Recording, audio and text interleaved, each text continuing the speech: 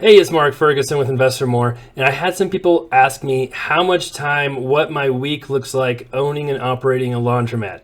So I'm going to go through how much time it takes me for this one, and the other one that I have as well is much, much smaller. It's nice out, so I've got the super out, so that always makes it a good day. And the trick with laundromats and figuring out how much time you spend there is there's so many different things you can do. You could spend all day there if you wanted to, fixing stuff and cleaning stuff and doing different things, or you could also hire people to help you out. There's, of course, pros and cons to that on whether it's worth it or not. So we'll try and answer all those questions and give the inside scoop on laundromats. We'll see how it looks in here without a cleaner at the moment. And we cleaned a little bit yesterday, but nobody's been here today, although my old cleaner who still does laundry here did say she spilled some water and overflowed one of these washers, so she actually mopped a little bit right here. So might be slightly cleaner up here than it normally is. But in general, this is what it'll look like after a day. It actually might be a little cleaner than normal because it can get, and it depends too if it's busy. If it's super duper busy, I mean, it can get trashed in like 2 hours. Or if it's not very busy, that freaked me out. I thought the door was gone for a second, but it's just right there. That's happened before. So if it's super duper busy, it can get trashed right away. But if it's not that busy, then it can stay fairly clean for a while. And so that's one reason why we don't go to our small laundromat nearly as often or have it cleaned nearly as often, because it isn't nearly as busy.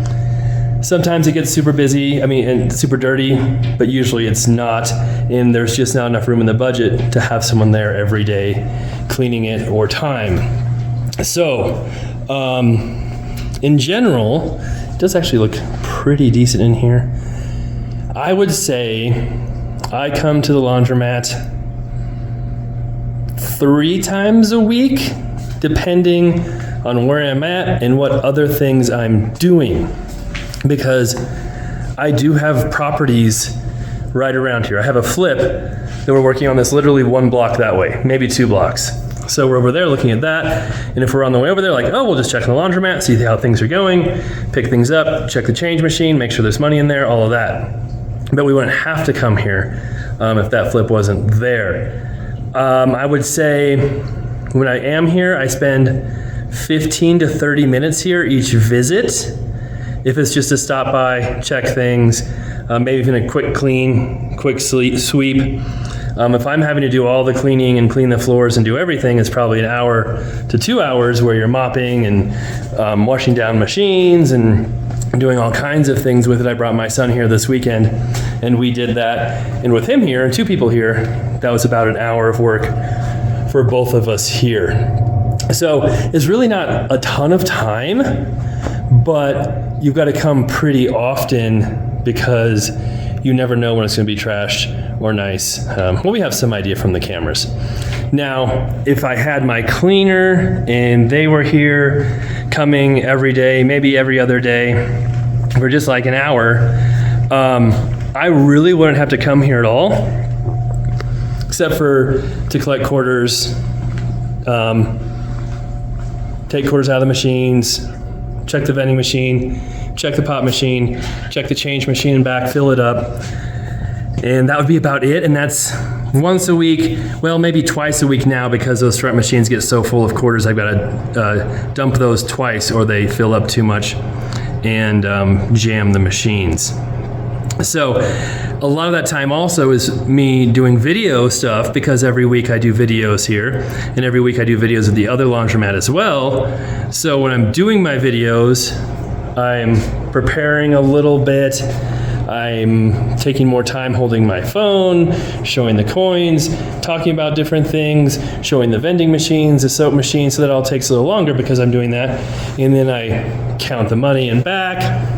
I have a change counter, which takes some time because it would be really easy just to weigh it instead and take way less time, but it's more fun to count it. So we've got that here.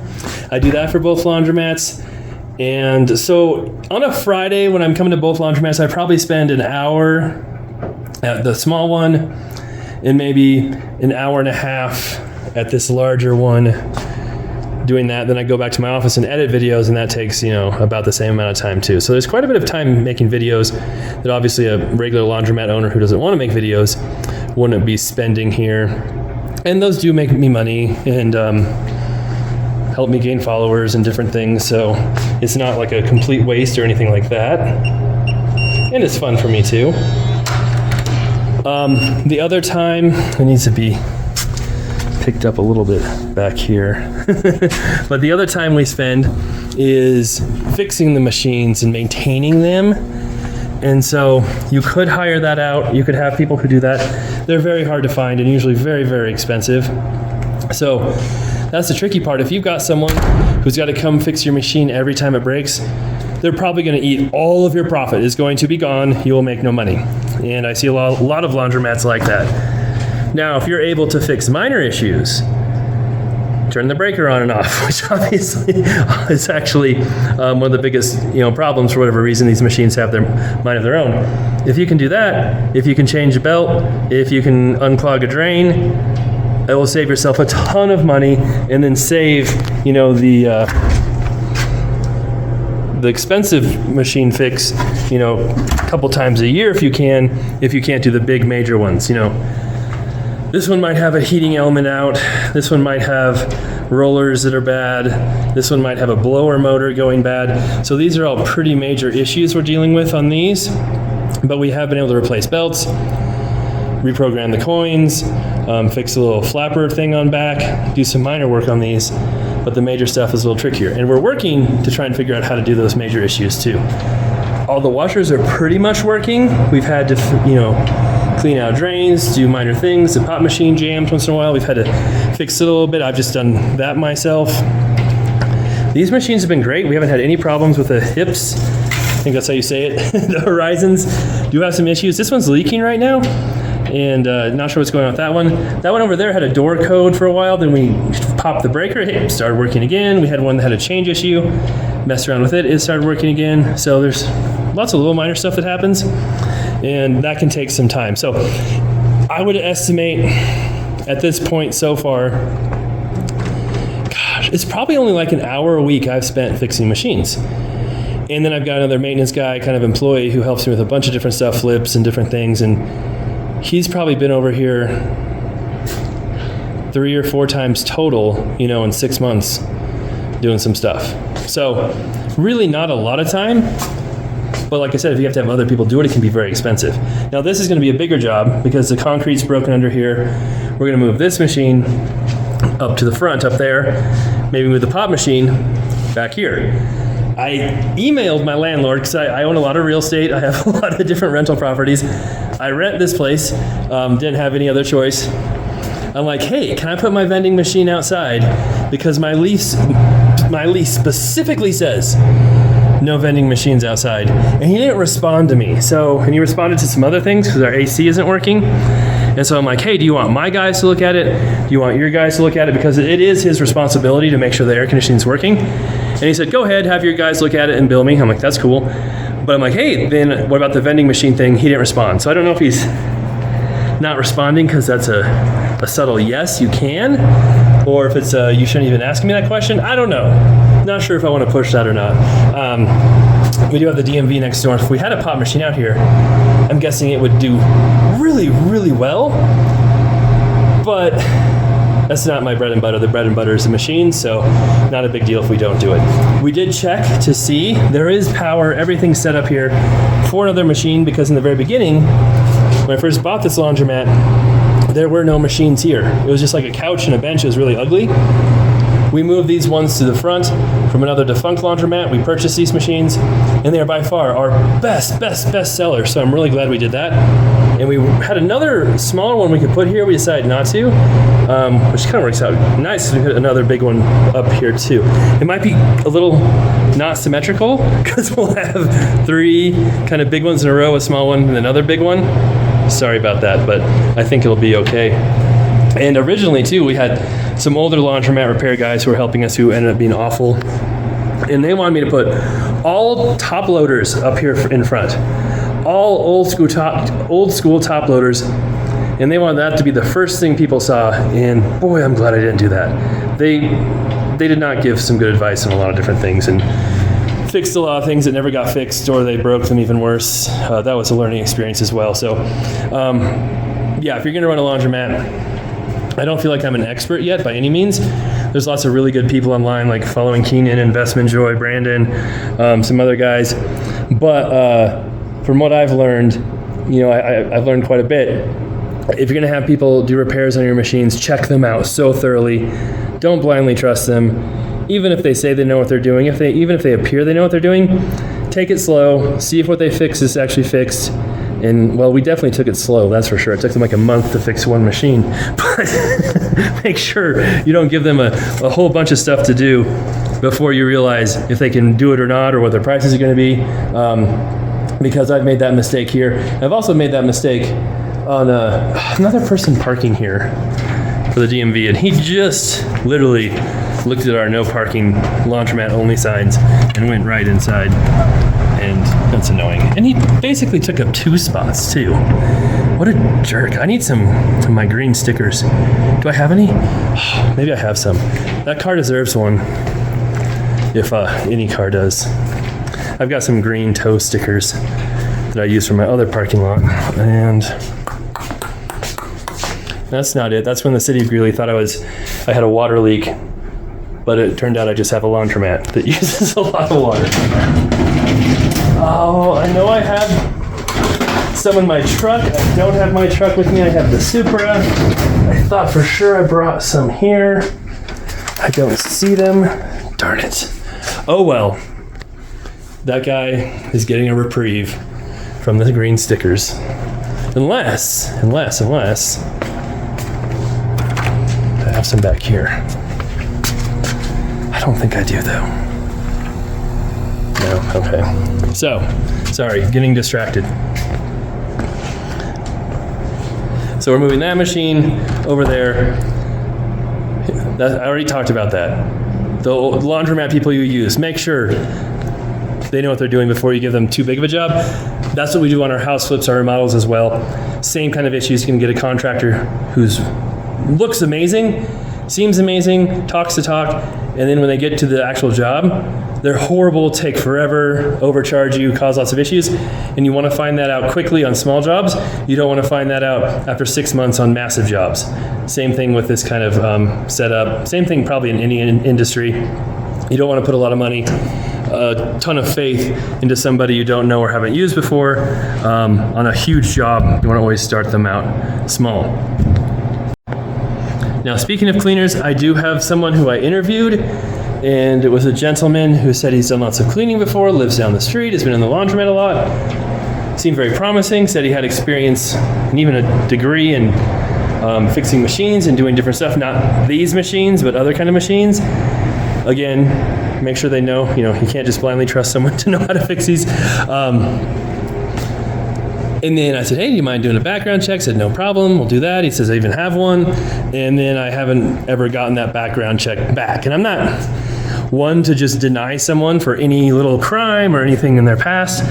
But if it's some major issues, you've got to be careful as an employee who you have in the business. It's a job where you have a lot of trust because people will be here on their own. I'm not giving anyone access to the room with the money or quarters or anything like that, but they will have access to the room with the cleaning supplies and access to machines. So there is some trust involved. And I have cameras, but cameras don't always see every little thing. And to be honest, it takes so much time to find things on cameras and go through them, and if there is a problem, it's just a huge time suck. So you want to try to avoid using the cameras if you can. I mean, you want them on, you want to use the cameras, but you want to avoid those issues to start with if you can, and not rely on the cameras to find bad things that happen. So I was pretty confident about that cleaner until lately, and I even told him, hey, it's not a big deal if there's some minor stuff, but we'll see how that goes. I've had a lot of people text and call me about the cleaning job. A few cleaning companies, as far as a cleaning company, in my opinion, they can be very expensive. They can eat up all of your profits if they're charging normal cleaning fees and coming here every day. be very, very expensive. So ideally, I think in this situation is if you can find someone who's doing laundry here, like I had before, it's kind of a perfect situation. They're here anyway, they've got to wait. You're waiting between loads, you're waiting while stuff dries. They can clean, make some extra money while they're here anyway. And so you don't have to pay them a massive premium or a huge amount. I can provide all the cleaning supplies, they don't have to bring anything here. It can be a win-win situation for someone like that. If you're bringing in a crew that does everything, yeah, they can eat into your profits, because we are, we've been doing better. I think this week should be really good too, although there's nobody here right now. So it might be a slower day today. The weekend was super busy, but we're bringing like $1,400 to $1,900 a week, and our break even is a little over $4,000. So it's not like we have a whole lot of extra money to pay people, especially for professional cleaning, all of that. We don't have wash and fold yet. If we had wash and fold, and we brought someone in to do that, then maybe their job could be to clean as well while they're here. So that's another option to save money, to have that work out. But we don't have that right now. That's a whole nother beast. I think that would be giving, a lot of trust, more access into maybe having people possibly, handling money, different things like that. So just a whole nother level of trust and hiring and oversight too. That's something where if you've got that going, it might take a lot of marketing, different things from me as well to help them get going, and management of orders and customer service and things like that I don't really want to do right now. Maybe if we get things going amazing and perfect, we can look into that in the future. And I was just now deleting some videos on my phone because I'm running out of space. And so I was making some space. And as I was being quiet and not listening to myself talk, I heard some water trickling, which is never a good sign. So we had some water trickling here last week, and it was a hose that was leaking. We fixed that. Really easy job. And now we'll see if we've got another leak back here.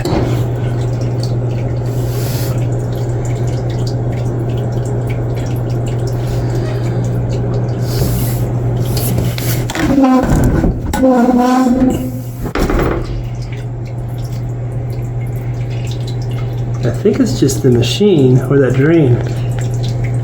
Oh, this machine on the right here has water coming out of it.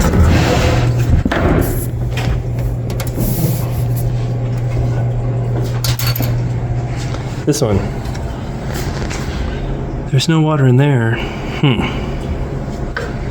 So that drain could be a little bit clogged up, needing to be emptied here pretty soon.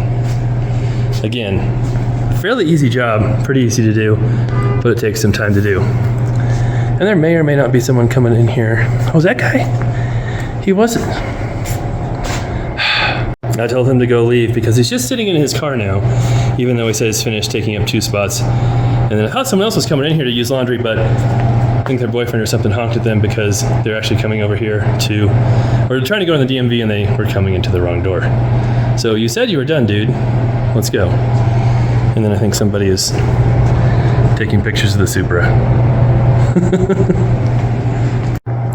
Something else that takes time too, that I really don't like doing, that I've been having to do lately as well without a cleaner, is the lint traps. So we just emptied those yesterday, and by we I mean me. And so I was curious, I wonder if we did that one. We can't always do all of them because if they're being used, you can't empty them. So they're not super dirty after 1 day, but definitely after 2 days, you've got to empty them. And I just put them all in my little cart and then wheel them out to the dumpster outside so I don't get lint everywhere inside. I do have the shop vac now too. I could try that method as well, but that'll take 10, 15 minutes to do all those and do a good job. So again, if you're doing all this yourself and trying to do everything without any help, it can be a good amount of time. If you've got someone to help clean, do lint traps, do minor stuff on machines, empty trash, it's really not too bad. after you get everything set up. It obviously takes some time, some money to get things how you want them. Even taking over another laundromat that's already in existence, it's probably gonna have some broken machines, some issues you wanna fix. And if you're building from scratch, it can take a year or longer, and hundreds and hundreds and hundreds of thousands of dollars to pay for all these machines. Because